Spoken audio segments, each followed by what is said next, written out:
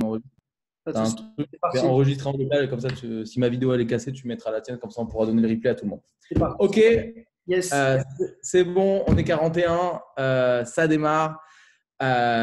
Donc aujourd'hui, on est là pour vous parler des nouvelles tendances marketing pour exploser vos campagnes. C'était ça la promesse. Donc, petite présentation rapide. Moi, David Flack, donc, je suis le cofondateur de Start the Fuck Up. Nous, ce qu'on fait, c'est qu'on accompagne des entrepreneurs jusqu'aux grands groupes à lancer leurs projets innovants. Concrètement, vous avez une idée. Entre le moment où vous avez une idée et le moment où vous avez une boîte vraiment lancée, il se passe plein de choses. Il y a plein de bons réflexes à avoir et on accompagne nos clients là-dessus, que ce soit à travers le programme Flash pour les entrepreneurs ou des offres personnalisées d'accompagnement de programmes d'entrepreneuriat ou de formation pour les grands groupes. Voilà. C'est ça qu'on fait. On est tous des entrepreneurs, on a tous lancé des boîtes et on aide des gens à faire mieux que nous. Voilà. Et j'ai l'honneur, le plaisir d'avoir Jérémy Bendayan avec moi. Je te laisse te présenter.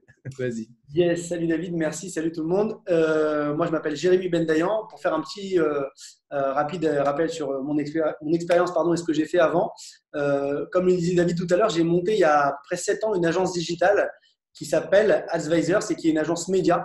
Donc, on gérait des campagnes de pub sur Google, Facebook, Insta, YouTube, tous les canaux d'acquisition. Et on était à une époque où en fait, les annonceurs cherchaient à travailler avec des pure players, des spécialistes. Et lorsqu'on s'était lancé, on s'était dit, on va se spécialiser sur la gestion de campagne et principalement sur Google, c'était notre core business. Donc, les annonceurs venaient chercher cette expertise chez nous. Alors, on ne faisait pas de création de site, on ne faisait rien d'autre, on faisait vraiment de la gestion de campagne. Et on a fait ça pendant 5 ans avec mon associé Franck. On a géré plus de 100 millions d'euros de budget média par an et on a travaillé avec des grands comptes. On a bossé notamment avec Tinder. On gérait leur campagne Google Ads et Facebook Ads dans le monde. C'était notre plus gros client. On a appris plein de choses avec eux. On a travaillé aussi avec Ubisoft sur toute leur campagne Google Ads en Europe. On bossait avec des comptes comme Afflelou, Ateliers Opticiens, tout ça. Donc, vraiment de la pure gestion de campagne média. Et puis, il y a 2 ans, on a eu l'opportunité de revendre notre boîte et on a revendu cette entreprise avec mon associé. On est resté 1 an avec le groupe qui nous a rachetés. Et puis, l'année dernière, on a monté une nouvelle aventure entrepreneuriale qui est Splasher. Et Splasher, en fait, c'est une agence vidéo. On accompagne les marques à créer du contenu vidéo qui va alimenter leurs campagnes médias et leurs réseaux sociaux pour aller chercher de la performance en ligne.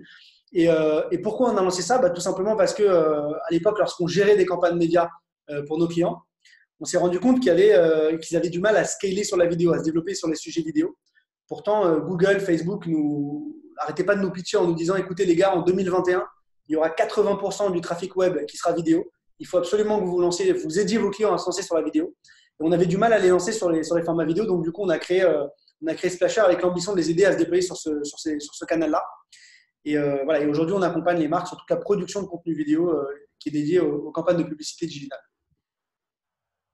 Yes, donc voilà, j'ai mis dans le chat le site de Splasher pour ceux qui sont intéressés, mais en tout cas, on a affaire à une pointure de l'acquisition. Mais en tout cas, ça fait quelques années que j'en fais maintenant, donc ravi de pouvoir vous aider et donner un maximum de choses que je sais pour aider tout le monde. L'objectif donc de ce webinaire, ça va être vraiment de montrer les nouvelles tendances. N'hésitez pas à poser des questions pendant le webinaire, mais du coup, avant de démarrer tout ça, moi, j'aimerais faire un petit point rapide sur les canaux d'acquisition. Parce qu'on dit souvent les campagnes marketing, mais les campagnes marketing, finalement, ça passe par des canaux d'acquisition. Et il y en a énormément des canaux d'acquisition. Tu as la presse, tu as les réseaux sociaux, tu as des articles spécialisés. Voilà, tu as énormément de canaux d'acquisition. Et moi, j'aimerais juste que tu me donnes un peu ton avis, Jérémy, sur comment est-ce que on choisit ses canaux d'acquisition au début. Comment est-ce que toi, tu vois les choses si je suis une marque B2B, par exemple, pour reprendre la question, est-ce que c'est pertinent que j'aille sur Facebook ou est-ce que je dois rester sur LinkedIn est-ce que je dois faire juste de l'email direct ou du call calling voilà. Qu'est-ce qu'il faut faire comment toi, tu recommandes de réfléchir? Écoute, il n'y a pas de bonne réponse à ça. Quel est le bon canal d'acquisition? Pourquoi? Parce qu'aujourd'hui, ça dépend de ton business. Ça dépend aussi du moment dans lequel tu te trouves. Si tu es en lancement, si tu es déjà une marque accomplie, si tu es en B2B, si tu es en B2C, quelle est ta cible de client. Donc, en fait, il y a plein d'éléments à prendre en compte avant de choisir le bon canal marketing. Après, on pourra donner quelques exemples, mais en tout cas, ce qu'il faut d'abord définir, c'est quel est mon objectif business sur le digital? Qu'est-ce que je vais chercher? Est-ce que je veux générer du lead? Est-ce que je veux générer des ventes? Est-ce que j'ai une application, je veux générer des installations? Ou alors, est-ce que je suis plus dans un format, j'ai une marque de luxe, je veux générer de la visibilité en ligne, donc je suis plutôt haut de funnel. Donc, en gros, il faut se dire déjà quel est mon objectif business. Qu'est-ce que je vais chercher avec le digital? Est-ce que je veux de la visibilité? Est-ce que je veux acquérir du client? Déjà, se positionner. Une fois qu'on a défini ça, derrière, il va falloir traquer un petit peu les éléments qui vont se passer sur son site. Donc, mettre en place un tracking efficace pour mesurer un petit peu si les objectifs business sont remplis. Donc, bien mapper son site pour mesurer les conversions, les leads, etc. qui s'y passent. Et après, si tu veux, je pense qu'aujourd'hui, on a la chance d'être dans le digital et de pouvoir A/B tester. Donc, l'idée, c'est qu'il n'y a pas de bonne réponse. La réponse, c'est de se dire, je vais essayer de tester un petit peu les différents canaux, voir ce qui marche le mieux et voir ce qui me permet le mieux de remplir mon objectif business. Alors, souvent, le réflexe assez facile, c'est de lancer des campagnes sur Google AdWords. Google Ads, c'est le premier canal parce que souvent, lorsqu'une personne cherche un produit ou un service et qu'on affiche le bon produit et le bon service, logiquement, c'est le canal qui permet, dans la majeure partie des business, on arrive à des ROI qui sont assez satisfaisants. Après, ce n'est pas un canal qui fonctionne pour tout type de business et je vais expliquer pourquoi. Je vais donner un exemple dans lequel Google Ads ne marche pas.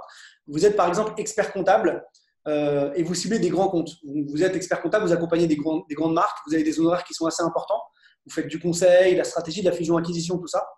Si vous vous placez sur Google Ads sur le mot-clé expert comptable à Paris, parce que vous êtes à Paris, vous allez avoir beaucoup de petits clients. Les gens qui cherchent sur Google expert comptable, ce sont des gens qui n'ont pas forcément un gros réseau, donc qui vont pas forcément se renseigner, qui cherchent plutôt du prix, parce que sur Google, à 70%, on cherche du prix lorsqu'on cherche quelque chose. On va comparer les prix, comparer les produits.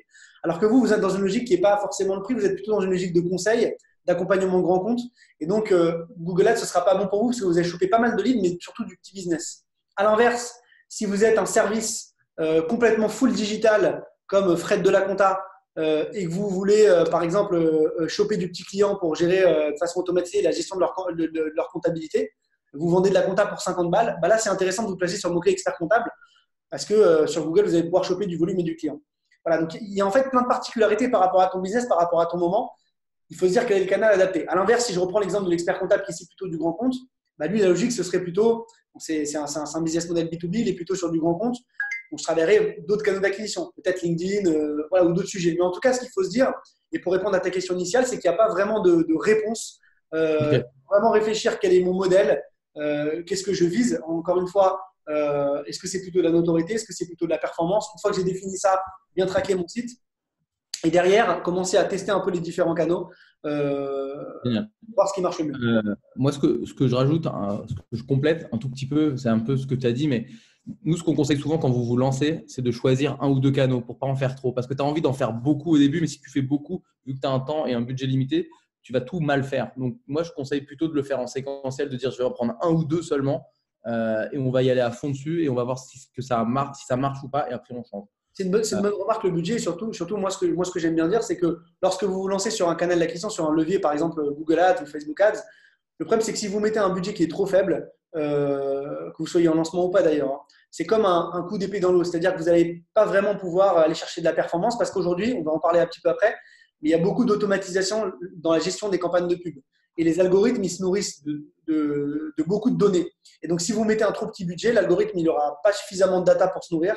Et donc, les perfs ne seront pas hyper intéressants. Donc, du coup, il faut arriver sur un canal avec un budget déjà qui permet de rentrer en concurrence et de remplir en data l'algorithme. Et donc, il ne faut pas démarrer avec un trop petit budget. Donc, c'est vrai qu'il vaut mieux se focaliser sur un canal lorsqu'on se lance pour concentrer son budget et après essayer d'élargir en fonction des performances. Ok, génial. Bon, maintenant qu'on a fait cette petite intro, je voudrais qu'on parle du premier sujet qui nous intéresse, c'est l'évolution des stratégies d'acquisition. Qu'est-ce que toi, tu as remarqué comme évolution depuis quelques années? Alors, ça, c'est la question 1. Et ensuite, est-ce que tu vois une évolution là récemment depuis ça avec, je sais pas, j'ai entendu dire que le prix de l'acquisition avait baissé parce qu'il y avait moins d'annonceurs. C'est deux questions. Je te laisse répondre. Yes. Alors, je suis désolé, j'ai eu un petit décalage. Je ne sais pas si tu m'entends bien. Ouais, c'est bon. Ok, nickel. J'ai eu un petit décalage au niveau de la Wi-Fi, mais c'est bon, j'ai compris à peu près les questions. Déjà, moi, si tu veux, quand j'ai démarré il y a 8 ans sur de la gestion de campagne, à l'époque, il y avait quasiment que Google. que Google Ads, c'était SEO, SEA. Donc déjà, ce qui a changé, SEO, c'est ouais, référencement naturel. référencement naturel, c'est le fait que tu remontes dans les recherches sans payer. Et SEA, c'est acquisition. Donc, Search Engine Acquisition, ça veut dire que c'est du référencement payant. Tu payes pour être le premier sur un mot-clé. Moi, si je tape agence de marketing, je peux tomber sur Advisor en premier. Si je fais agence de content snacking, de snack content vidéo, bah, je peux tomber sur Splasher en premier parce que tu as payé. Exactement. Et en fait, si tu veux, moi à l'époque, j'avais que ces deux canaux qui étaient activés pour les annonceurs. Donc, il y avait un univers qui était beaucoup moins important. Tu avais Facebook qui existait, mais tu ne pouvais pas encore acheter beaucoup de pubs sur Facebook. C'était vraiment le tout début, il y a 7-8 ans. Et en fait, ce qui est intéressant, c'est que déjà, j'ai vu une évolution puisqu'il y a plein de nouveaux canaux marketing qui sont apparus. Tu as Snapchat, tu as TikTok, tu as Facebook, tu as LinkedIn. Et du coup, à l'époque, c'était beaucoup plus facile de faire la pub parce qu'on avait un endroit pour diffuser. Tu avais aussi YouTube, aussi un Google YouTube. Mais aujourd'hui, ça s'est hyper dispatché. C'est-à-dire qu'il y a différents réseaux sociaux, différents canaux marketing. Donc, c'est un petit peu plus éclaté de faire de la publicité en ligne et d'aller acquérir du client. Il faut maîtriser plusieurs plateformes et plusieurs interfaces. Donc, déjà, ça, c'est un premier changement qui est important qui est apparu. Et surtout, à l'époque, lorsqu'on gérait des campagnes, on gérait souvent ça manuellement. C'est-à-dire qu'on gérait des enchères. Par exemple, on achetait un mot-clé sur Google. Je disais, je veux être premier sur ce mot-clé. Je vais être 2 euros d'enchères sur ce mot-clé. Je veux être deuxième, je vais baisser un petit peu les enchères. Je gérais ça de façon très manuellement, très artisanale. Aujourd'hui, si tu veux, il y a l'automatisation a pris le pas. C'est-à-dire qu'aujourd'hui, lorsque tu fais une campagne sur Google, Facebook ou tous les canaux marketing, tu as des algorithmes d'automatisation d'enchères qui vont vraiment être… Ouais.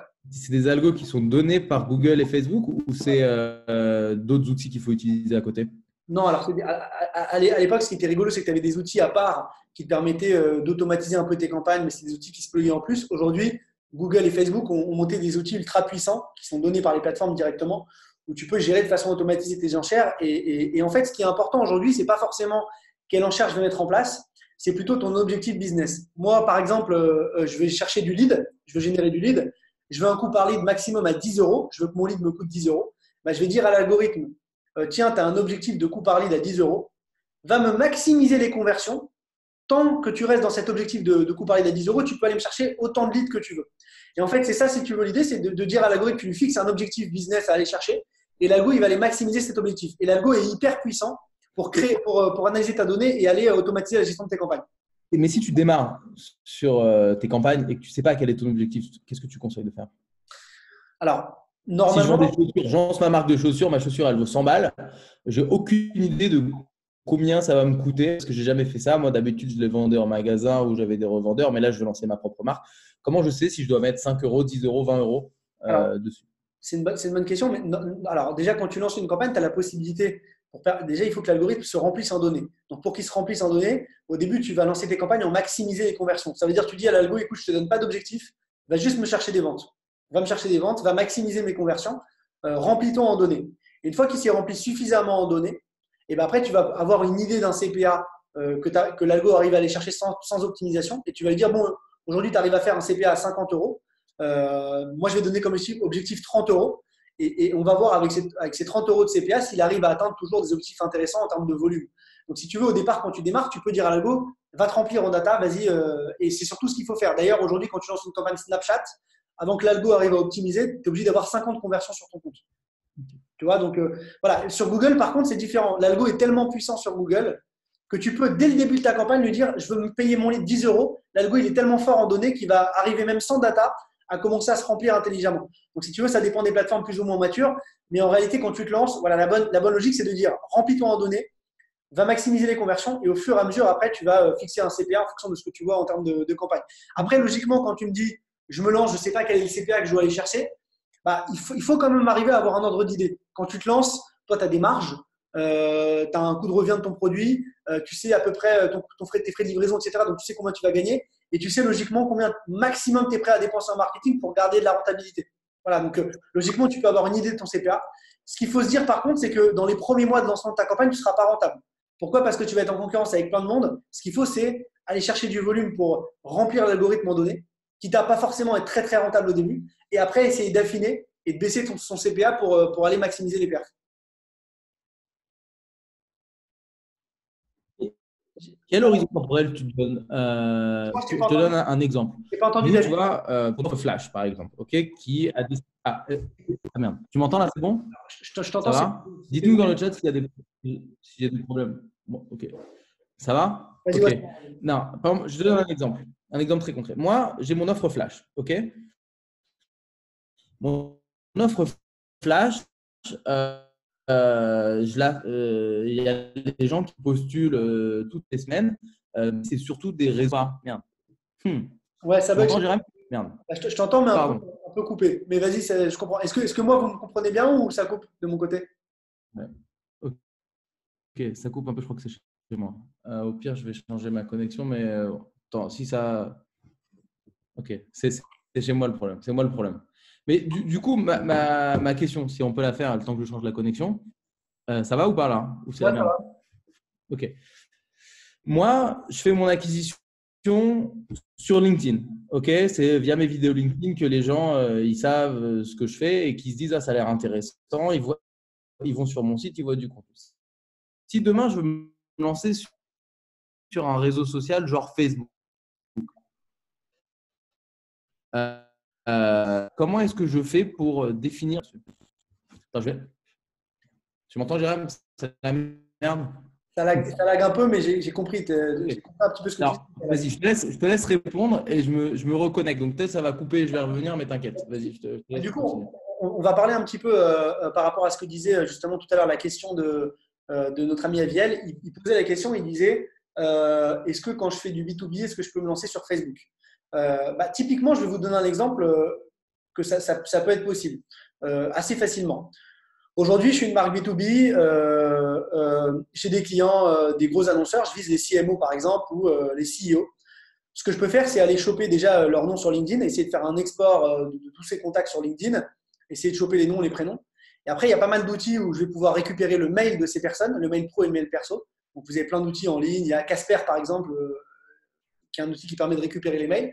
Une fois qu'on a le mail de ces contacts, ce qui est intéressant, c'est que de récupérer une base mail solide de tous les CEO, tous les CMO qui nous intéressent. Et on va pouvoir plugger cette base email dans Facebook. D'accord? Donc, il faut savoir que les gens, les annonceurs, même B2B, ils ont un compte perso sur Instagram, sur Facebook. Et donc, ce qui est intéressant, c'est que tu vas pouvoir prendre ta publicité et aller targeter ces gens-là directement sur Facebook, Instagram, parce que tu auras récupéré leur mail et tu les recibleras partout où ils seront sur Facebook, Insta. Donc, ça, c'est une technique qui est assez facile à mettre en place pour réengager son audience, pas forcément sur LinkedIn, mais sur Facebook. Tu vois, donc j'ai récupéré les contacts mails de mes bases et j'ai réussi à les réengager sur une autre plateforme. Donc je ne sais pas si Aviel, ça répond à ta question. Donc oui, il est possible avec la bonne audience de réengager une audience B2B sur un canal comme Facebook. Donc ça c'est une logique qui peut être intéressante. Et est-ce que tu conseilles de mixer les réseaux? Tu vois, souvent, moi, on me dit, ouais, est-ce qu'il faut que je sois sur Insta ou sur Facebook ou sur Snapchat? Est-ce que tu conseilles d'en privilégier un au début pour peut-être Facebook parce que c'est le plus puissant en termes de targeting ou plutôt d'aller sur d'autres? Voilà. Comment tu penses qu'il faut réfléchir sur ça? Est-ce qu'il y a une évolution là-dessus sur la manière que tu as de faire ton acquisition sur différents réseaux? Encore une fois, ça dépend de votre business. C'est-à-dire que je garde l'exemple d'une boîte B2B qui vise des gros clients. Donc, un peu comme toi, tu as des clients du CAC 40, tu vends des formations où tu vas former des centaines de personnes. Voilà, donc c'est des formations qui coûtent un petit peu. Il y a un beau panier moyen. Et du coup, l'idée, c'est de te dire, bah, toi, tu vas quand même vouloir capter des grands comptes. Et l'idée, si tu veux, c'est que ce qui est intéressant, c'est de faire, comme tu vas avoir une audience qui est très faible, t'as peut-être pas en cible, tu as peut-être 3000, 4000 personnes, donc c'est assez restreint comme audience. Les réengager sur Facebook, Insta, Snapchat, YouTube, TikTok, LinkedIn, partout où ils sont, c'est intéressant parce que de toute façon, ça ne va pas te coûter trop cher. Comme c'est une petite audience, les réengager sur Facebook, ces gens-là, ça va te coûter 100 balles par mois. Et si tu signes un client, ça peut te faire un panier moyen à 20 000, 30 000, 40 000 euros. Donc en réalité, faire du réengagement, enfin, les prospects vont se dire putain, il est solide, il est partout, je le vois partout, il est énorme, j'ai envie de signer avec lui. À l'inverse, je suis une marque B2C grand public, je vends des crèmes de beauté, je fais de l'influence marketing, donc déjà ma marge elle est un peu bouffée par mon influence. Je fais aussi beaucoup de pubs. Le fait d'être un peu trop partout, le problème c'est que des fois tu vas faire de la surimpression. Je vous donne un exemple d'un de mes clients. Il fait beaucoup d'influence marketing, mais quand je vous dis beaucoup, c'est énorme. C'est-à-dire qu'il est visible partout sur Instagram, Snap, en influence. Et à l'époque, ils faisaient aussi beaucoup de remarketing sur Facebook, remarketing sur Snapchat, remarketing sur Insta, donc il était partout. Et le problème, c'est qu'il reciblait même les gens qui étaient venus sur son site un jour après être venus, il les reciblait, il les réengageait partout. Et le problème, c'est qu'il réengageait des gens qui auraient déjà acheté. Donc, une personne, elle avait vu ta pub sur Insta via l'influence marketing, elle aurait, quoi qu'il arrive, acheté chez toi. Tu lui as juste pas laissé le temps de réacheter et tu l'as reciblé 50 fois avec de la pub. Des fois, quand il y a trop de répétitions, notamment en B2C, c'est un peu chiant, ça emmerde un peu les clients. Et des fois, en fait, tu payes pour rien parce que de toute façon, ils auraient déjà acheté chez toi. À l'inverse, quand tu es en B2B sur du grand compte, acheter un produit à 40 000, une formation ou à 50 000, c'est plus long, c'est des cycles plus longs. Donc là, c'est bien de les réengager un peu partout. Tu vas être visible, ils vont voir que tu es là, ils vont voir que tu es présent et surtout, ça va leur permettre de t'avoir en tête. À l'inverse, en B2C, si tu fais trop de matraquage, c'est compliqué. Donc, en gros, il faut trouver le juste milieu. Il n'y a pas de bonne stratégie. Il faut vraiment AB tester. En B2C, je recommande pas trop de répétitions. Une personne, une fois qu'elle est venue sur votre site, si elle n'a pas acheté, vous la réengagez 3-4 fois. Après, vous arrêtez. En B2B, on peut aller sur des cycles beaucoup plus longs, beaucoup plus larges. Voilà ce qui est intéressant, je pense, dans ce que tu dis, c'est nous, ce qu'on a remarqué qui marchait bien, c'était quand on contactait la même personne sur plusieurs canaux différents. Tu sais, on dit souvent, pour que tu achètes une marque, il faut que tu aies 7 points de contact avec une marque, tu vois.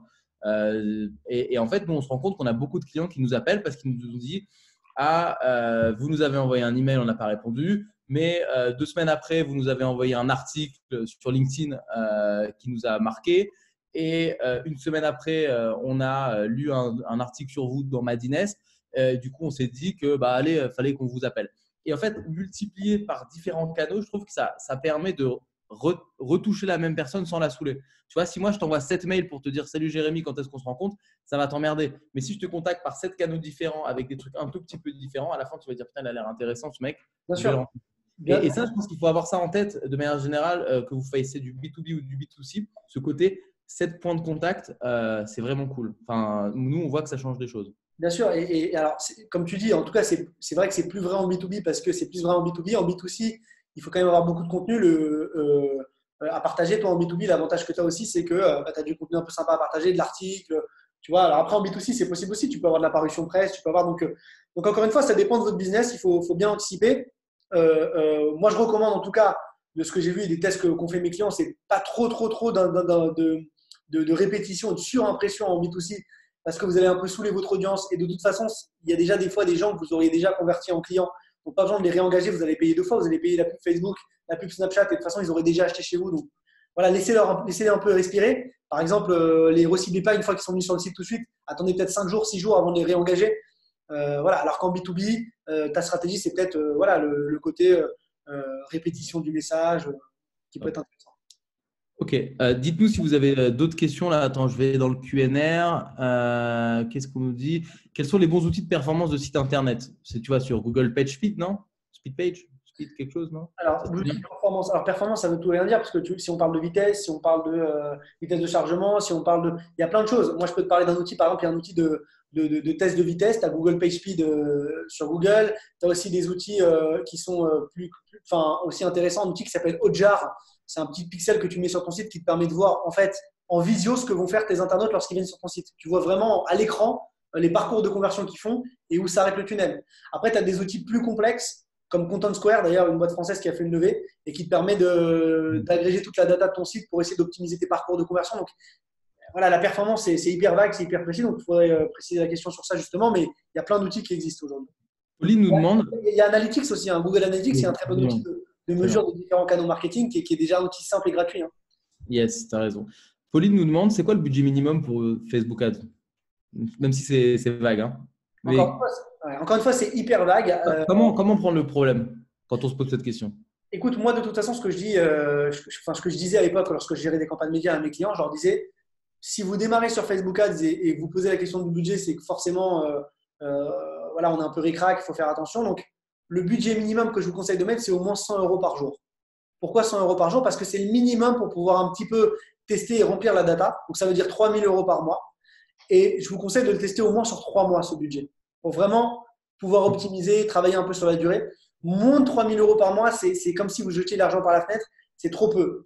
Et après, il y a des. Voilà, et vous testez avec un budget qui est quand même, pour moi, 3 000 € par mois, ça reste un budget qui est petit, parce qu'aujourd'hui, il faut se rendre compte que la concurrence, elle est énorme sur le digital. C'est plus comme il y a 10 ans. Lorsque vous voulez diffuser, aujourd'hui, pour être premier sur Google sur un mot-clé, c'est comme acheter une boutique. Alors, c'est pas le même niveau, mais il y a des annonceurs qui me demandent, putain, je vais être premier sur le mot-clé assurance auto sur Google.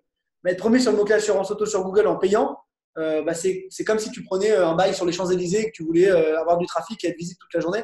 C'est un peu la même chose. Assurance auto, c'est un mot-clé qui est hyper tapé. Le coût du clic, il est à 25 balles. Tu vas générer des milliers de clics, ça va te coûter 2000, 3000 balles par jour.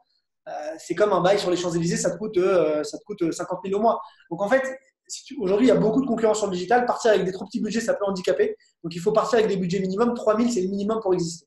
Et du coup, mais si moi, demain, je lance ma marque de chaussures, je n'ai pas les 3000 balles à mettre. Tu vois, si je lance et que je veux tester un peu un canal, qu'est-ce que tu me conseilles de faire? Déjà, pas passer par une agence, mais qu'est-ce que tu me conseilles de toucher un peu moi-même à la mano? Parce que finalement, Facebook, c'est pas si mal fait pour le faire tout seul. Voilà, est-ce que tu as des… Je te conseille d'être un peu malin. Un peu malin, ça veut dire pas forcément commencer par des canaux d'acquisition payants. On va prendre l'exemple de la marque, puisque ma femme, elle monte une marque de mode, une marque de maroquinerie de luxe. Donc, c'est typiquement un bon exemple. Elle monte sa marque et du coup, bien évidemment, on va essayer de tester avec des moyens malins pour démarrer. On ne va pas commencer tout de suite avec l'acquisition payante, ou en tout cas sur des budgets restreints. En fait, ce qu'on a eu comme stratégie, c'est déjà de commencer avec beaucoup de presse, de RP. Le RP, ça coûte un petit peu moins cher, que l'acquisition payante. On peut avoir des parutions dans certains magazines pour un prix relativement intéressant. Et en fait, on s'est dit comment est-ce qu'on va convaincre les journalistes d'écrire sur nous? Parce que c'est vrai que c'est compliqué. Donc, il y a une stratégie qui est assez simple, que j'ai évoquée tout à l'heure. On va récupérer les mails des journalistes sur LinkedIn. On va choper les contacts des journalistes et après récupérer leur email. Et on va les réengager sur Facebook avec un plus petit budget. Donc, les journalistes qu'on vise, il y a à peu près 500 personnes en France, donc c'est tout petit comme audience. Et donc, je vais mettre de la pub uniquement pour ces gens-là. Donc, pour les engager, pour qu'ils voient mes publicités. Donc, ça va me coûter 50 balles, 100 balles par mois parce qu'il y a une toute petite audience. Mais du coup, mon objectif, c'est pas de faire de vente avec eux, c'est d'aller leur montrer ma marque pour qu'ils disent putain, cette marque est sympa. Donc, du coup, quand je vais les contacter par mail derrière, je leur disais est-ce que vous connaissez? Ils vont dire oui, sûrement oui. Ils vont dire ça m'intéresse d'écrire un article sur vous. Donc, du coup, c'est une stratégie qui est un peu différente et ça me permet, avec des moyens malins, d'arriver à choper un peu de presse et avoir un peu de parution digitale. Et je peux faire la même chose si je suis une marque un peu plus grand public. Par exemple, aujourd'hui, il y a des grands médias digitaux comme Combini et Brut. Lorsque Brut fait une vidéo sur vous, vous pouvez faire des millions de vues. Donc, c'est hyper intéressant. Demain, ça peut être la même chose. Vous chopez des mails de journalistes chez Brut via LinkedIn, vous les chopez. Vous pouvez réengager cette audience sur Facebook en les targetant eux, en leur montrant votre produit, votre service et pourquoi vous êtes un peu différenciant des autres. Et après, vous les contactez par email 2-3 semaines après en leur disant je ne sais pas si vous connaissez, machin. Et ils seront beaucoup plus à même de vous répondre parce qu'ils vous connaîtront. Et donc, ça, c'est des petites techniques un petit peu malines pour pouvoir démarrer avec des petits budgets. Tu vois, c'est un exemple de technique. Après, il y en a plein d'autres. Il y a aussi, je peux en donner des dizaines, mais je vais essayer d'en donner une autre, notamment aussi le SEO. Vous démarrez, vous êtes une marque, vous vendez des produits de beauté contre l'acné. Au lieu de démarrer tout de suite avec une stratégie d'acquisition payante et des gros budgets, vous pouvez commencer par lancer un blog et vous essayez de trouver des requêtes qui sont énormément tapées en rapport avec l'acné, la lutte contre l'acné, la lutte contre les rougeurs, les boutons, etc. Et vous commencez à rédiger beaucoup de contenu qui va être ultra qualitatif, des contenus longs de 2000 mots, 3000 mots, en rapport avec ces sujets et ces termes qui sont beaucoup tapés. Je peux donner peut-être un exemple, tu vois. Attends, je vais aller sur Google en même temps. Voilà. Je vais partager mon écran comme ça vous regardez un petit peu. Donc, je prends toujours cet exemple de l'acné. Là, j'ai tapé sur Google problème acné. Et en fait, je vois des questions posées fréquemment par les internautes. Comment stopper une poussée d'acné? Et en fait, si vous écrivez un article exactement qui répond à cette question, qui prend comme titre comment stopper une poussée d'acné, et ben Google va vous référencer très rapidement dans cet encart-là. C'est une position, ce qu'on appelle position 0. Et souvent, vous allez pouvoir ressortir avec des petits blogs qui ne sont pas très connus. Tu vois, ConsoBlog, il est beaucoup moins fort que Doctissimo. Mais il arrive à sortir sur ce mot-clé parce qu'il a vraiment répondu à la question. Donc, si vous arrivez à répondre à des questions des fois précises, vous allez choper du trafic malin. Et dans votre article, bien évidemment, vous allez donner des vrais conseils pour stopper l'acné. Et en même temps, vous allez mettre des bannières ou vous allez mettre des liens vers votre article pour dire on a trouvé une solution, c'est mon produit beauté qui est super bien pour stopper l'acné, etc. Donc, ça, c'est des petites techniques assez malines. Mais encore une fois, il n'y a pas de vraie réponse. Il faut justement, essayer de travailler votre cerveau, essayer de trouver les bonnes techniques, lire des blogs de gros hackers, etc. sur le web pour trouver des petites techniques efficaces pour démarrer. Alors, c'est la transition parfaite sur notre sujet 2, c'est l'évolution des stratégies de contenu. C'est un sujet qui me tient particulièrement à cœur parce que nous, on fait quasiment pas d'acquisition payante.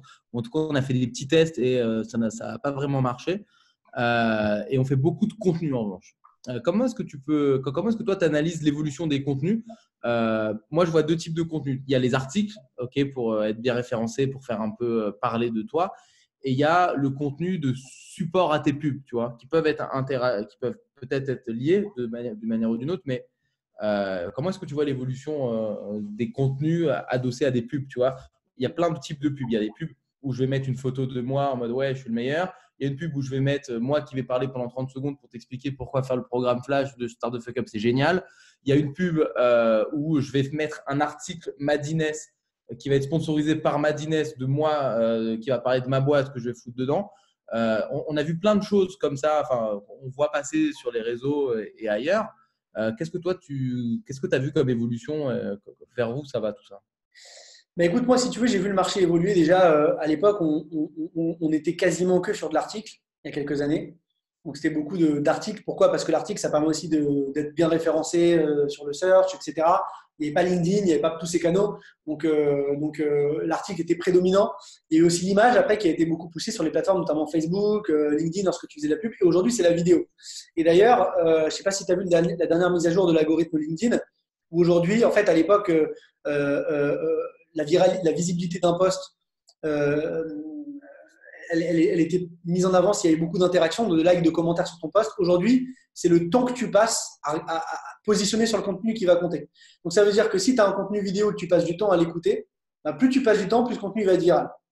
Idem, si demain tu fais un carrousel image sur LinkedIn, plus tu passes du temps à dérouler le carrousel, plus ça va valoriser. Donc, du coup, une image simple, ça ne va pas avoir beaucoup de valeur parce qu'une image, tu ne passes pas beaucoup de temps dessus. Tu passes très rapidement. Donc, du coup, ça va favoriser les formats longs, les formats vidéo, ce qui était moins le cas sur LinkedIn. On voyait qu'il y avait beaucoup d'images des fois qui performaient, plus que des vidéos.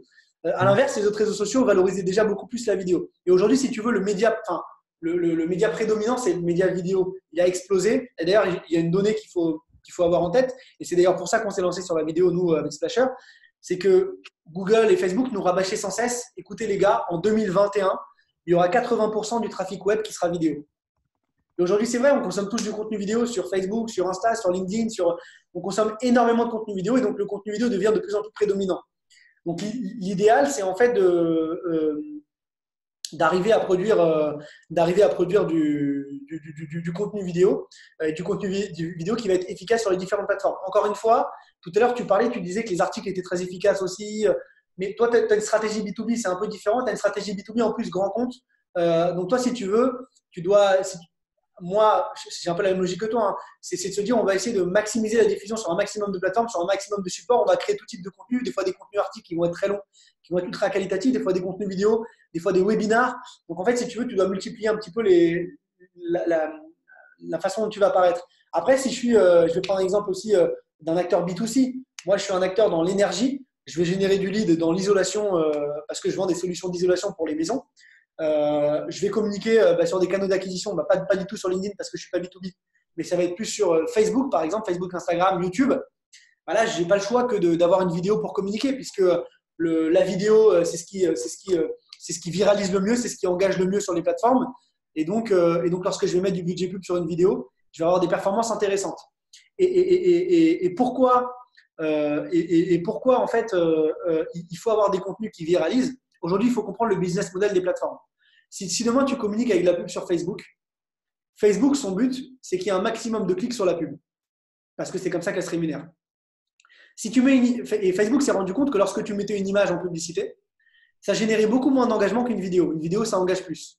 Donc forcément, si tu mets une vidéo, tu vas rapporter plus d'argent à Facebook par rapport à une image dans tes publicités parce que tu engages plus et tu viralises plus. Et donc Facebook, qu'est-ce qui se passe? Ils vont te donner un indice de pertinence qui va être très bon lorsque tu mets une vidéo par rapport à une image. Et donc, comme tu as un bon indice de pertinence, tu vas payer moins cher tes clics. Parce que Facebook, comme il gagne plus d'argent à te diffuser, il va vouloir te pousser, vouloir te valoriser. Donc, il va te faire payer moins cher tes clics. Et donc, tu vas avoir des CPA, des coûts par acquisition qui vont être plus intéressants avec de la vidéo. Donc, c'est pour ça qu'aujourd'hui, moi, en tout cas, j'essaye un maximum de pousser mes clients à produire du contenu vidéo.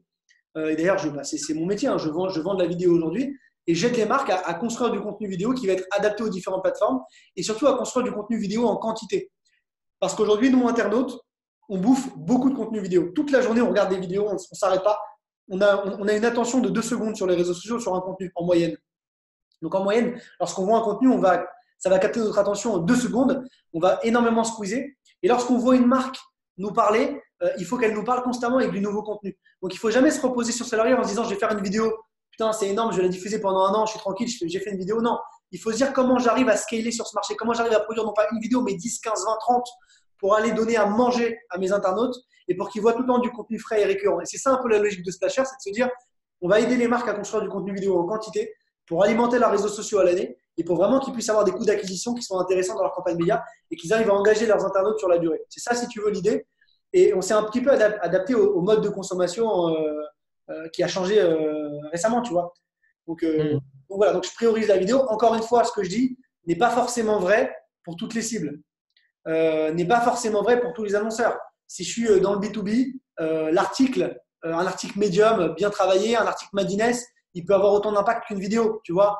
Mais parce que, encore une fois, quand tu es B2B et quand tu es Start the Fuck Up, tu vas pas trop dépenser en payant sur LinkedIn parce que l'organique marche très bien sur LinkedIn. Donc, il y a des particularités aussi par rapport tu vois, il y a des vraies particularités. Et encore une fois, c'est très complexe de définir une bonne stratégie. C'est pour ça que n'hésitez pas en commentaire à me donner un exemple de votre business. Il y a un exemple là qui est intéressant. Camilla, elle lance une marque d'accessoires B2C, elle n'a pas de budget et elle veut générer de la visibilité. Moi, si c'était moi qui te conseillais, Camilla, je te dirais déjà, essaye de créer une communauté sur Insta. Et pour créer une communauté sur Insta, il faut que tu fasses des bonnes stories, il faut que tu te fasses embed, il faut que tu envoies des produits à des influenceurs. Il y a des micro-influenceurs qui ne vont pas te prendre d'argent pour faire des posts sur toi. Qu'est-ce que toi, tu conseilles, Jérémy? Un peu dans ce que j'ai dit tout à l'heure, dans l'idée, en fait, une marque de luxe, c'est très particulier puisqu'il faut savoir déjà, enfin, je connais bien ce marché puisque ma femme lance une marque de luxe, une marque de maroquinerie de luxe. Donc, en fait, il faut savoir que dans le luxe, il n'y a que 10% des ventes du luxe qui se font en digital. 90%, c'est en physique, en retail. Donc, déjà, si on veut lancer un site de produits de luxe en ligne, on se trompe totalement parce que déjà, cette donnée, elle prend en compte L'Oréal et Louis Vuitton. Donc, Louis Vuitton, ils font peut-être plus que 10%, ça dépend des marques, mais en moyenne, c'est 10%. Donc, comme on n'est pas Louis Vuitton et qu'on vend des produits de luxe, des produits assez chers, on fera 0 vente en ligne si on lance sa marque full digital. Donc, ce sera très dur de le faire. Il faudra beaucoup de temps, beaucoup d'énergie, beaucoup de budget. Donc, déjà, il faut se dire peut-être d'avoir une stratégie B2B quand on est dans le luxe dans le digital. Je vais aller choper des retailers, je vais aller choper le bon marché, je vais aller choper les Galeries Lafayette. Comment ces gens-là, je vais les capter de façon maligne? Je vais essayer peut-être de choper les contacts des acheteurs sur LinkedIn, choper leur email et aller les réengager sur Instagram avec de la publicité ciblée uniquement pour eux, pour vraiment engager cette audience. Après, Camille a parlé de grossir sa communauté. Grossir sa communauté, alors je ne suis pas spécialiste d'Instagram, tout ce qui est organique, mais je sais qu'il y a plein de techniques pour faire grossir sa communauté sur Instagram. Aller liker aller suivre des gens pour qu'ils te follow back, c'est ça, des choses comme ça? Suivre des gens, aller liker, aller commenter, etc. Il y a aussi, on peut faire aussi un peu de publicité sur Instagram et mettre des petits budgets pour commencer à faire grossir la visibilité. Mais déjà, ce qui est important sur Insta, c'est le contenu. C'est déjà, il faut avoir du beau contenu. Tu es une marque de luxe. Est-ce que tu as pris un photographe qui t'a fait des belles photos, des photos nature morte, on voit bien tes produits? Est-ce que tu as déjà des vidéos pour communiquer, pour déjà publier du bon contenu auprès de ton audience? Une fois que tu as le contenu, tu vas essayer de mettre un petit peu de budget de pub dessus pour essayer de développer ta communauté, essayer de la faire grossir. Et après, tu peux employer des petites techniques un peu malines comme j'ai donné. Mais voilà, encore une fois, il y a plein de conseils. Et dans l'exemple de Camille, il faut savoir vraiment où elle se positionne et quelle est sa visibilité, c'est ton objectif. Est-ce que l'objectif, c'est de faire des ventes en ligne? Si oui, ça sera très compromis parce que j'ai expliqué qu'il y a que 10% des ventes du luxe qui faisaient en ligne, en digital, donc ce serait compliqué. Est-ce que c'est B2B? Tu vois, donc il y a plein de choses, encore une fois, à adresser. Mais peut-être pour répondre à Camilla et donner une réponse peut-être claire, c'est déjà d'investir un petit peu d'ads sur Instagram et d'investir un budget. Elle parle d'un budget minimum, tu vois, de mettre un petit budget peut-être de 500 000 euros, même si c'est un budget qui est faible. Alors pourquoi 500 ou 1000, hein, pas 500 000. Ouais, 500 000 euros. Alors pourquoi je pars sur des budgets plus faibles? Tout à l'heure, je disais qu'il faut un budget minimum de 3 000 euros. Là, Camille est dans une autre logique, elle est dans une logique de visibilité. Son but, c'est d'avoir des followers. Sur Instagram, d'avoir une communauté qui soit engagée. C'est pas forcément de faire des ventes, puisque je l'ai bien dit, des ventes dans le luxe, c'est très compliqué en ligne. Et donc pour ça, on peut investir des plus petits budgets, puisque l'objectif, c'est plutôt de la visibilité. Donc je peux mettre 100 euros, 200 euros sur un post, voir ce que ça me ramène. et voir en termes d'engagement ce que j'ai. Je ne suis pas obligé de mettre 3 000 euros. Quand je disais 3 000 euros, c'est plutôt dans une logique tout à l'heure de performance. Si je veux générer des ventes en ligne, là, il me faut un budget important pour nourrir la machine en data. Là, c'est différent. Je suis Camilla, je veux développer de la visibilité. Je peux mettre 100 balles sur un post, voir ce que ça ramène et commencer à voir si j'arrive à viraliser, à engager, à avoir des likes, des commentaires.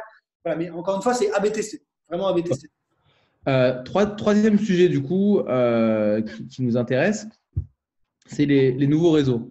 C'est-à-dire qu'il y a quelques années, globalement, il y avait Google. Après, il y a Facebook qui est arrivé. Après, il y a Insta. Maintenant, il y a TikTok, il y a Snapchat, il y a tous les jours des nouveaux trucs. Comment est-ce qu'on navigue là-dedans? Et c'est utile pour qui, TikTok, par exemple? Toi, je sais que tu as fait un buzz sur TikTok. Franck a fait un buzz sur TikTok il n'y a pas longtemps. Mais c'est utile pour qui? Écoute, c'est encore une fois une réponse. Alors, je suis désolé des fois d'être un peu vague parce que c'est vrai que en fait, le business est compliqué par rapport à la cible. Encore une fois, ça dépend de la cible, du projet. Mais souvent, moi, ce que je vois chez mes clients, c'est que déjà, ils cherchent la facilité. D'abord, ils vont se lancer sur Google, sur Facebook, sur Insta. C'est les principaux canaux. C'est facile de communiquer. Il y a les grosses communautés. Et on a vu fleurir Snapchat, on a vu fleurir TikTok.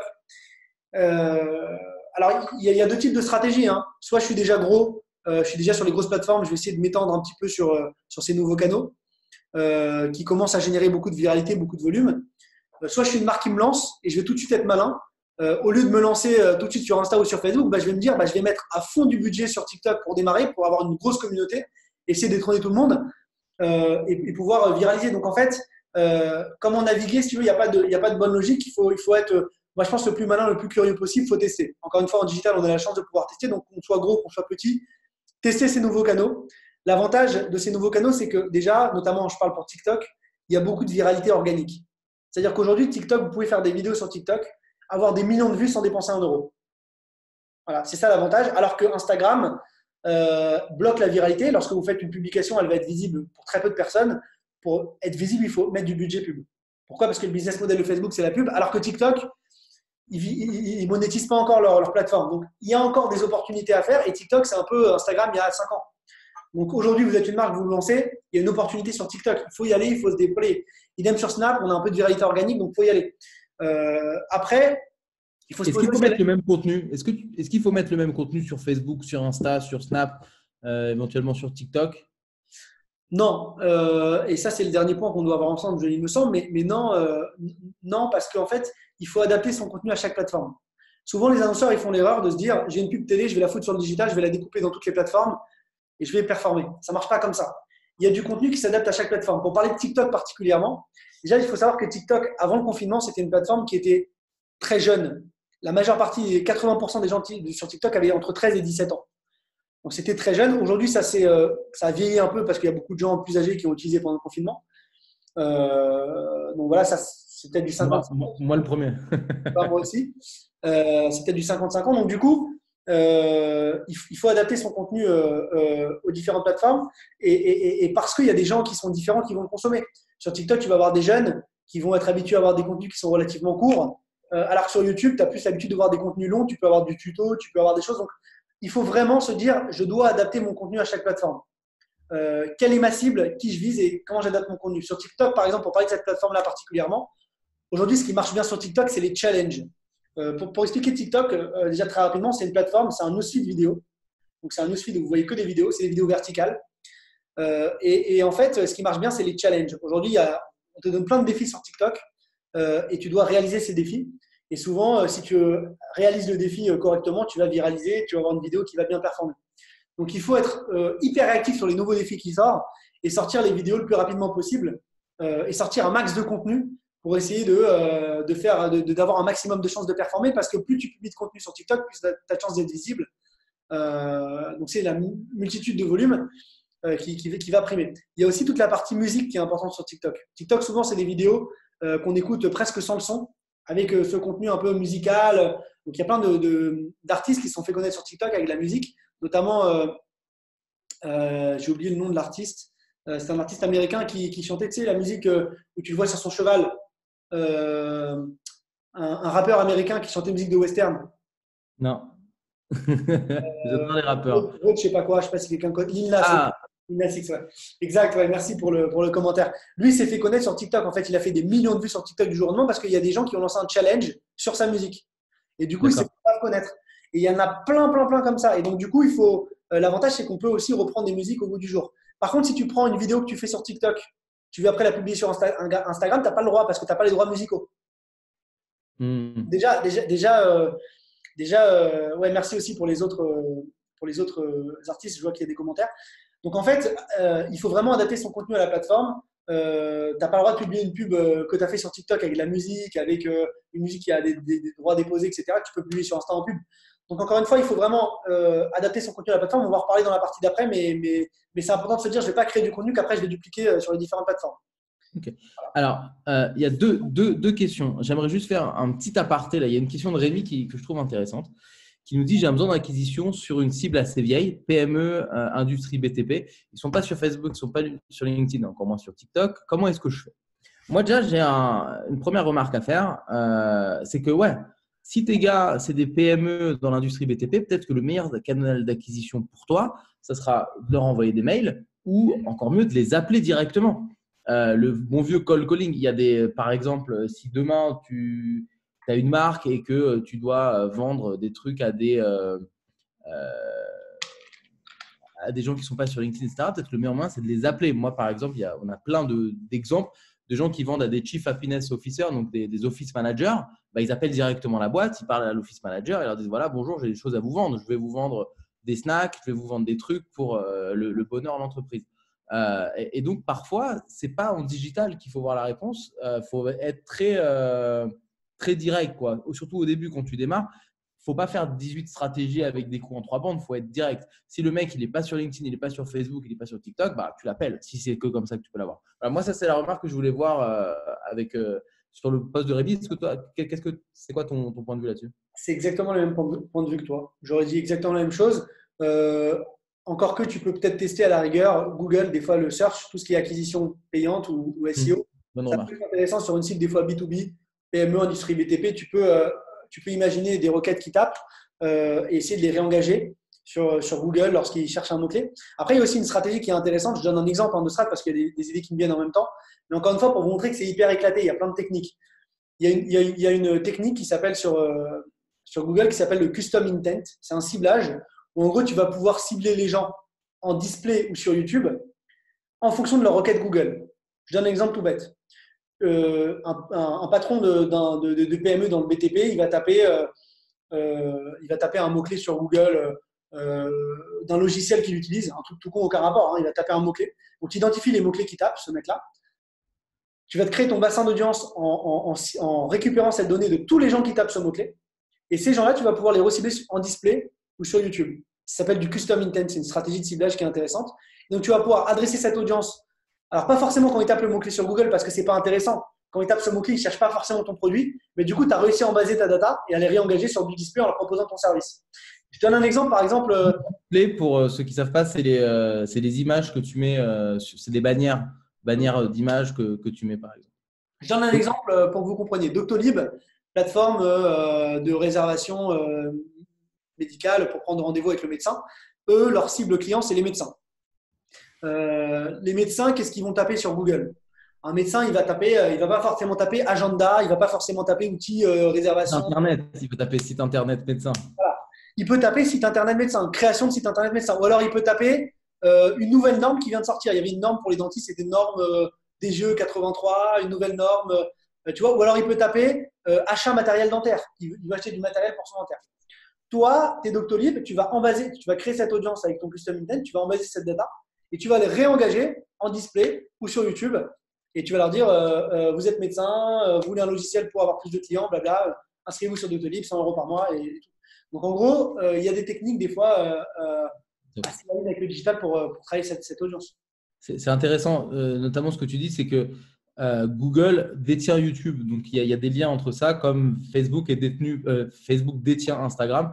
Donc, il y a beaucoup d'interconnexions entre ces réseaux-là parce qu'ils appartiennent au même groupe, quoi. Et la plus grosse plateforme de display au monde, c'est aussi Google AdSense, c'est la régie display de Google. Donc, En gros, pour simplifier, Google, ils ont des accords avec énormément de sites pour mettre sur leur site des bannières de pub. Comme ça, si demain vous allez sur Allociné, si c'est sur Google AdSense, vous pouvez mettre via le réseau Google des pubs sur allociné.fr pour donner ce site au hasard. OK? Il y avait une question intéressante aussi, juste pour revenir dessus, avec Camilla qui demandait est-ce que TikTok est le bon canal pour une marque de luxe? J'ai envie de dire à Camilla, écoute, je ne sais pas, mais il faut regarder. N'hésitez pas à benchmarker. Regardez ce qui se fait le mieux sur le digital et essayez de voir ce qui travaille. Donc, moi, j'ai tendance à dire à mes clients, on n'a pas toujours raison, il faut regarder un petit peu ce que font les concurrents. Donc, regarde s'il y a d'autres marques qui communiquent sur TikTok, des marques de luxe qui le font déjà. De prime abord, j'ai envie de te dire non, mais d'un autre côté, pourquoi pas? Non, parce que c'est vrai que c'est une plateforme qui est sur une site qui est très jeune, donc des gens qui n'ont peut-être pas forcément les sous pour acheter du luxe.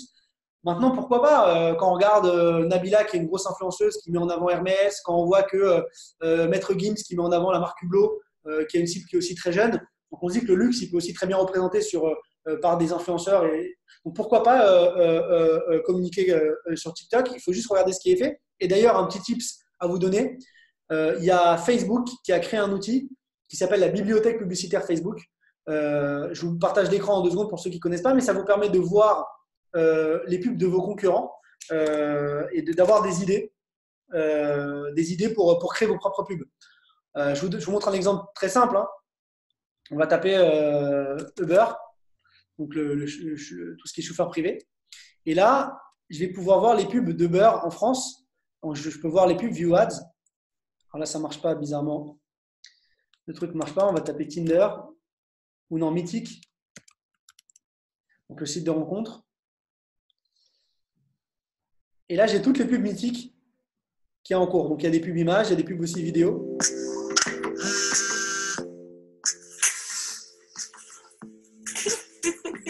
Voilà, avec les ads, etc. Donc n'hésitez pas à regarder ce qui est fait. Et en plus, vous voyez les canaux sur lesquels ça diffuse. Là, c'est sur Facebook, Insta, Audience Network, c'est le réseau de partenaires d'audience de Facebook, et Messenger. Donc, vous voyez qu'ils ont pas mal de pubs quand même, avec plein de formats différents, du fast cam, ce qu'on appelle des formats UGC et tout. Donc voilà, on en parlera juste après. Mais ouais, faut savoir s'inspirer de ses concurrents et bien les benchmarker. Ça, c'est une très très bonne remarque et super outil. Je le connaissais un peu, mais je n'y avais pas pensé. Donc bien, ouais. Et du coup, ça nous amène sur notre dernier sujet pour qu'on tienne à peu près l'heure quand même. C'est quoi le rôle de la vidéo aujourd'hui? On entend beaucoup, tu l'as dit un peu au début. Ouais, tu as plus de reach avec une vidéo. Une vidéo, ça engage plus. Ça a l'air d'être dans l'air du temps. Mais toi, c'est quoi pour toi un bon contenu vidéo? Comment on s'adapte? C'est quoi le rôle vraiment que la vidéo doit avoir aujourd'hui par rapport aux articles, par rapport aux images, etc. Un bon contenu vidéo, il doit être adapté premièrement aux différentes plateformes. Pourquoi il doit être adapté aux différentes plateformes? Parce qu'aujourd'hui, je ne consomme pas de la même manière un contenu sur Facebook Feed que sur Facebook Story, par exemple. Facebook Feed, il faut savoir que c'est un format vidéo en 4/5, donc qui est un format presque carré, qui s'écoute sans le son.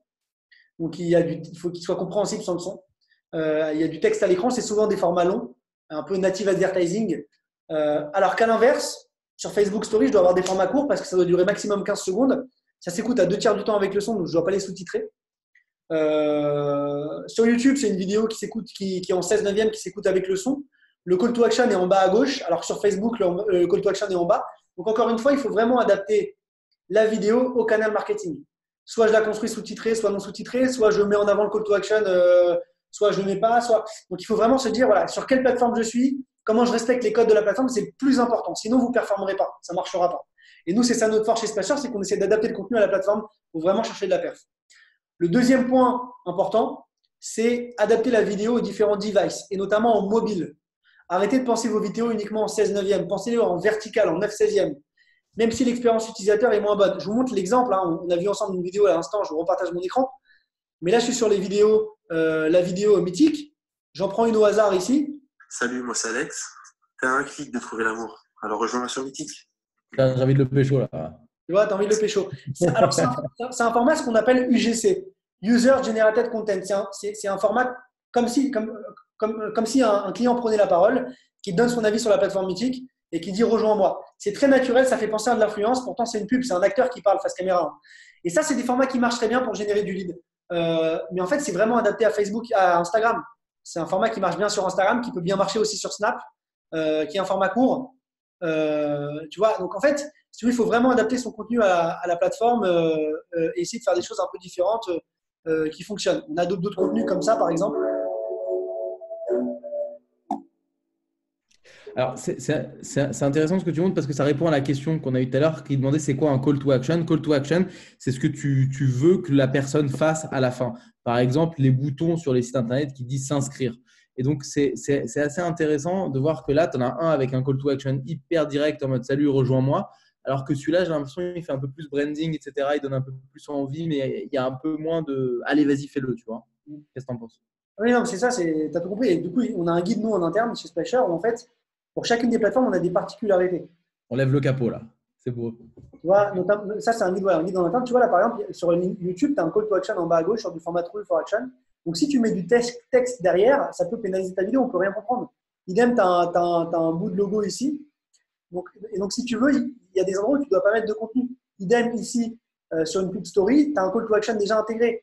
Donc, en gros, tu peux avoir des bugs si tu mets des call to action en plus avec du contenu en bas. Donc, il faut vraiment penser à du contenu adapté aux différentes plateformes, penser à du contenu adapté aux différents médias. Et nous, on a créé un guide où justement, on va mapper toutes les vidéos et on sait où il y a du contenu pour ne pas mettre du contenu nous aussi, pour ne pas perturber. Tu vois, par exemple, sur TikTok, je te montre l'exemple de TikTok, on a énormément de zones où on ne peut pas mettre de contenu parce qu'il y a plein de zones qui est bouffée par la plateforme. Tu vois. Donc, en gros, voilà, c'est plein de choses à connaître et à savoir. Donc, on l'a dit, adapter le contenu à la plateforme, adapter le contenu aussi au format, penser les vidéos dans les bonnes tailles, 9/16e, le format vertical. Donc, les nouveaux modes de consommation, un mec qui va parler face caméra, des formats un peu innovants, un peu disruptants. Regardez ce que font vos concurrents. Et le dernier point, tu me disais, qu'est-ce qu'un bon contenu? Un bon contenu, c'est un contenu qui est en quantité. Un bon contenu vidéo. Alors, il y avait une question sur ça. C'est quoi la fréquence? C'est difficile de répondre ça, mais c'est Diane qui demandait comment on connaît son rythme de publication? Alors, rythme de publication en publicité ou plutôt en organique? Je pense en publicité. Quand est-ce que tu dois savoir quand tu dois reposter? Est-ce que c'est tous les jours? Est-ce que c'est toutes les semaines? Comment est-ce que tu définis ça? En fait, il y a un indicateur qui est très intéressant, c'est la répétition. Une fois que tu as vu que les gens ont vu ta vidéo trop souvent, au-delà de 3 fois, tu peux commencer à changer ta pub. Si tu vois aussi que ta vidéo elle a un mauvais indice de pertinence, c'est-à-dire qu'elle réagit mal, qu'elle ne génère pas de conversion, pas d'engagement, tu peux la changer. Donc, il y a plein d'indicateurs qui font que tu vas la bouger. Si tu vois qu'elle baisse en impression en termes de volume, c'est-à-dire que la plateforme la met plus en avant parce qu'elle est moins rentable pour la plateforme, bah, tu vas la changer. Donc, voilà, il y a plein d'indicateurs. En moyenne, moi, ce que je conseille à mes clients, c'est de changer chaque semaine de contenu vidéo. Donc, quand tu as des vidéos, il faut en prévoir au moins 50 par an. Donc, ça fait beaucoup. Donc, il ne faut pas se dire, je vais créer forcément une super vidéo, super longue, super belle, que je vais durer toute l'année. Il en faut des contenus comme ça. Tu peux avoir une super vidéo que tu vas diffuser sur l'année pour développer ta visibilité de marque. Il en faut. Un peu comme ce que fait Buzzman avec Burger King. Ils leur font 2-3 vidéos par an qui font le buzz. Il faut des vidéos comme ça, mais là, tu te positionnes plutôt haut de funnel. Moi, je te parle bas de funnel. Qu'est-ce qu'il faut pour alimenter ta perf au quotidien? Haut de funnel, c'est ce qu'on appelle le branding. C'est le fait de faire une pub qui parle un peu de ta marque, qui la fait rayonner, mais qui ne va pas forcément entraîner des ventes, mais pas en tout cas directement. Et bas de funnel, c'est ce qui va entraîner des ventes directement. Typiquement, si tu es, je dis n'importe quoi, Nike, tu vas faire une pub avec Serena Williams en haut de funnel pour montrer que c'est génial et tu vas même pas à peine mettre en avant des produits. Et en bas de funnel, ça va être la pub directe sur la nouvelle basket Nike et tu vois un gros plan de la basket et qui te dit avec un gros call to action, acheter. Tu vois. Donc ça, alors oui, mais pas que. Le snack, ça peut être aussi un avis client. Tu vois, par exemple, tu peux avoir ta super vidéo branding qui va casser le game et tu peux aussi avoir, des fois, tu vas sponsoriser tes avis clients ou tu as une cliente qui parle de toi, qui ne va pas forcément être hyper agressive, mais qui va parler de ton produit qu'il a utilisé, tu vois, dans une vidéo un peu longue de 2 minutes. En fait, si tu veux, il faut au quotidien avoir beaucoup de contenu à partager. Ça peut être, je ne sais pas si vous avez suivi aussi Justine Hutto, la fondatrice de Respire, la marque Respire. Bon, Justine Hutto, qu'est-ce qu'elle fait? Elle se storytell elle aussi, c'est-à-dire qu'elle se met en avant, elle ne met pas en avant que ses produits. Elle ne met pas en snack content vidéo, elle ne va pas mettre que du contenu perf. Elle va dire, là, je suis chez Monoprix, je viens d'intégrer les produits Respire. Après, elle va te faire une autre vidéo, tenez le code promo cette semaine. Après, elle va te dire, tiens, cette cliente, elle a testé le produit, ça marche bien. Donc, il faut créer un maximum de contenu au quotidien pour alimenter votre audience. Il en faut une 50aine par an. Donc, il faut se dire comment je deviens une machine à créer du contenu vidéo. Voilà. Nous, on aide les marques à devenir des machines sur la création de contenu vidéo. Après, il faut aussi commencer à vous-même se mettre dans le monde parce que nous, on travaille avec les annonceurs, il faut se dire, c'est un travail qui se fait à deux, quoi. On ne peut pas le faire tout seul. Donc, voilà un petit peu la particularité. Et il y a Rémi qui parlait de YouTube, qui disait que le format YouTube True for Action était un flop. Alors, je ne suis pas d'accord parce que, encore une fois, ça dépend ça dépend de l'annonceur. En fait, si tu veux, YouTube Proof for Action, c'est un format qui est assez complexe. C'est un format qui se nourrit beaucoup en données et qui a un modèle d'attribution un peu complexe. Du format iPhone. Alors, j'ai pas compris ta question. Pas compris ta question. Mais du format vertical sur YouTube qui marche pas bien. Ah, ok, t'inquiète, ok. Du coup, pas de souci. Il t'a coupé dans ton élan, dommage. On arrive vers la fin de ce webinaire. Est-ce qu'il y a d'autres questions, des sujets qui n'ont pas été abordés? Il y a eu des questions qu'on n'a pas forcément répondu. Par exemple, quels sont les bons outils pour définir son audience sur Facebook Ads qu'a demandé Charlotte? Est-ce que Facebook Insights est un bon outil pour mesurer cette audience? Alors moi, encore une fois, j'ai une vision par rapport à Facebook. J'avais fait une vidéo dessus qui avait bien marché l'année dernière. J'en avais fait, je crois, 100 000 vues sur LinkedIn. C'est une vidéo où je disais arrêtez de cibler, mettez plus de ciblage. Pourquoi? Alors, mais c'est dans un cas très précis.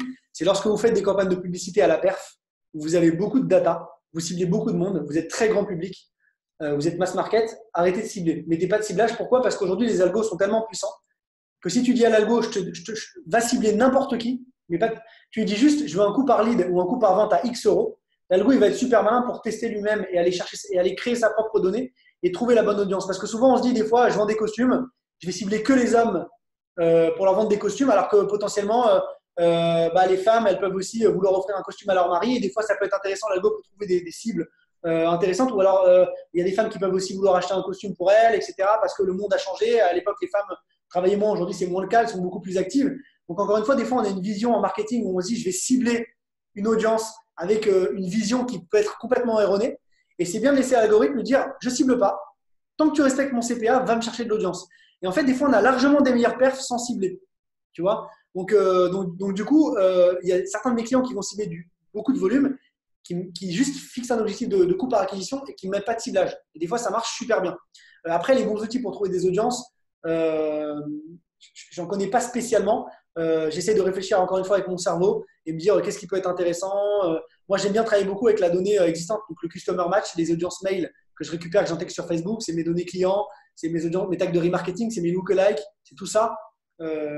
Et aussi mes audiences hyper larges, comme j'ai expliqué ici. Ok. Est-ce qu'il y a des leviers à bannir ou pas? Ça dépend toujours, hein, j'imagine. C'est la réponse. Il y a des leviers plutôt bas de funnel, très bas de funnel, comme l'affiliation. Alors, l'affiliation, encore une fois, ça veut tout et rien dire parce qu'il y a de l'affiliation mail, tu as de l'affiliation code promo. L'affiliation, globalement, ça a une assez mauvaise image parce que l'affiliation, c'est aujourd'hui tout ce que vous ne faites pas déjà en marketing, ils vont aller le happer, le bouffer et souvent, ça passe par du code promo. Donc, il y a beaucoup d'annonceurs qui ont coupé le canal affiliation. Je ne dirais pas que c'est un mauvais levier parce qu'il y a encore des annonceurs qui marchent bien sur du dating, par exemple, sur de la génération de leads. Voilà, donc voilà, encore une fois, pour mesurer si l'affiliation est bonne ou pas ou si le canal est bon ou pas, munissez-vous d'un bon outil d'attribution. Il y a des outils type Masberry, type Make Me Win, type Google Analytics qui vous permettent de mesurer votre attribution et savoir où se situe le levier dans la conversion. Si vous voyez que votre levier est souvent buteur, c'est-à-dire qu'il s'attribue les ventes en fin de parcours, il ne va pas générer beaucoup de valeur parce que c'est juste un canal qui convertit, mais l'internaute aurait sûrement déjà acheté. Voilà, donc le remarketing, des fois, quand il est fait à trop forte dose aussi, c'est un canal qui est à bannir. Il ne faut pas faire trop de répétitions en remarketing. Parce que remarketing, c'est le fait de suivre les gens qui sont allés sur ton site et de leur envoyer des pubs. Comme par exemple, quand vous allez rechercher un hôtel ou un billet d'avion, vous avez souvent énormément de pubs liées à votre voyage qui arrivent dans la foulée. Et le retargeting display à trop forte dose, ça peut être un peu dégueulasse. L'internaute aurait pu déjà acheter chez toi et donc si tu le réengages, déjà ça va te coûter trop cher en retargeting. Il va te revoir 50 fois. Donc essaye d'y aller plus doucement. Donc encore une fois, il n'y a pas de levier à bannir. Tout dépend de ton objectif business et munis-toi des bons outils pour mesurer ce qui se passe sur ton site et prendre les bonnes décisions. Voilà. Après, il y avait aussi une fourchette basse de la production d'une 50aine de vidéos par an. C'était la question de Patrick. Écoute, moi je dis 50 vidéos, c'est le mieux. Après, si tu peux produire moins, commence déjà avec une dizaine de vidéos à l'année, essaye de tester et de voir ce que ça donne. Ça veut dire une vidéo par mois et voir ce que ça donne. Si tu vois que tu arrives à avoir des perfs intéressantes, élargis. Voilà. Tu as aussi une question de Carlos qui parlait des articles pour LinkedIn ou Medium. Alors sur LinkedIn, je recommande les articles LinkedIn. Pourquoi? Parce qu'ils viralisent le mieux. En fait, ce qu'il faut comprendre, c'est que les plateformes, elles veulent que tu restes sur la plateforme. Quand tu cliques sur un article Medium, tu sors de LinkedIn. Quand tu cliques sur un article LinkedIn, tu restes dans LinkedIn. Donc forcément, le reach sera plus fort avec un article LinkedIn qu'un article Medium. Encore que des fois, on a des surprises, des fois, ça marche mieux Medium. Mais voilà, la logique voudrait que un article LinkedIn, ce soit un article publié dans LinkedIn directement. Un meilleur reach, l'algo de LinkedIn va plus te valoriser, donc tu vas toucher plus de gens. Yes. Merci Emmanuel qui nous remercie pour la qualité de notre vidéo. Il y avait un autre truc que je trouvais intéressant. On nous demandait quel est le marketing mix. C'est Tania là, quel marketing mix pour créer la communauté crowdfunding d'une plateforme digitale. Voilà. Bon, ça c'est. Moi, je pense que la bonne approche là-dessus, c'est quels sont les canaux que tu juges intéressants, qui rentrent dans ta stratégie, que tu sais sur lequel tu peux avoir un impact et vas-y quoi. J'ai l'impression, moi en tout cas, quand tu lances ton projet, que c'est intéressant aussi de se dire quels sont les canaux qui me correspondent à moi. Justine Hutto, elle est très Insta parce qu'elle parle d'elle, elle est très forte en storytelling. Si vous êtes moins fort, c'est peut-être pas le meilleur canal. Peut-être que si vous préférez écrire des trucs un peu sérieux, etc., pour votre marque, peut-être que LinkedIn, ça sera un peu mieux. Ce que je veux dire par là, c'est que vu que vous devez choisir des canaux, il n'y a pas de bonne réponse. Je pense que, un peu comme monter ta boîte, tu me dis est-ce qu'il faut que je tel modèle SaaS ou tel business model. Ça dépend de toi. Moi, je ne monte pas la même boîte que Franck ou toi peut monter parce qu'on n'a pas le même profil, etc.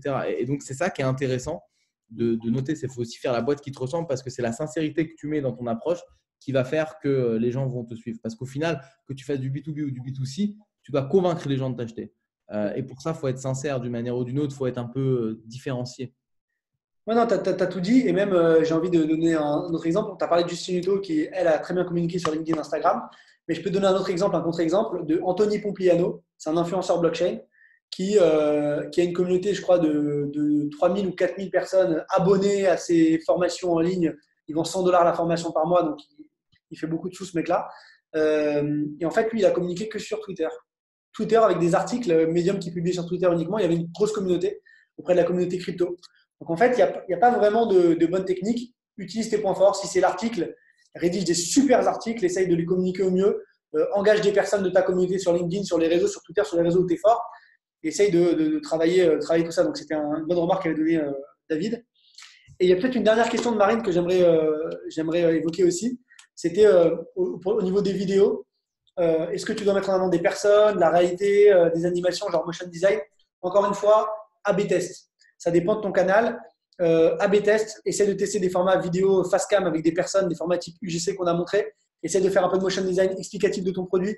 Essaie de faire des publicités peut-être un peu différentes, peut-être plus rigolotes. Vraiment, teste, vois ce qui fonctionne le mieux et essaie d'industrialiser sur ce qui a le mieux marché. Génial. Est-ce que ça ne serait pas le mot de la fin? Là, on a fait plus d'une heure. Je pense que c'est un bon moment, à moins qu'il y ait une dernière question qui arrive. Donc, pour ceux qui demandent l'enregistrement, tout sera posté sur notre chaîne YouTube de Start the Fuck Up.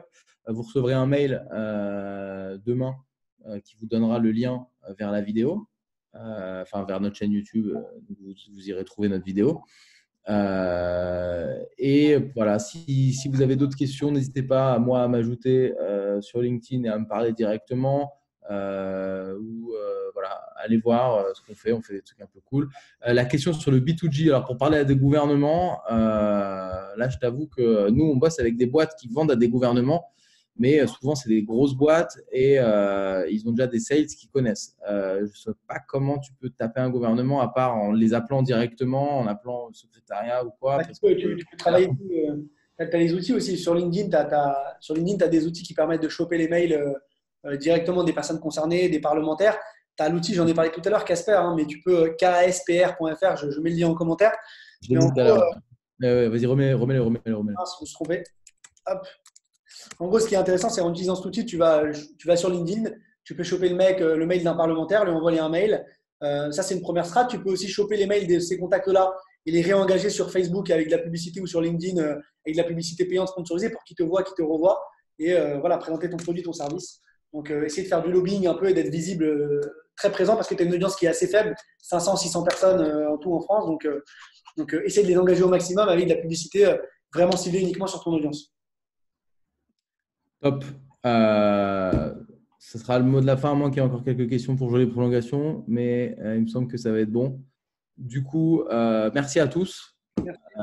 C'était cool.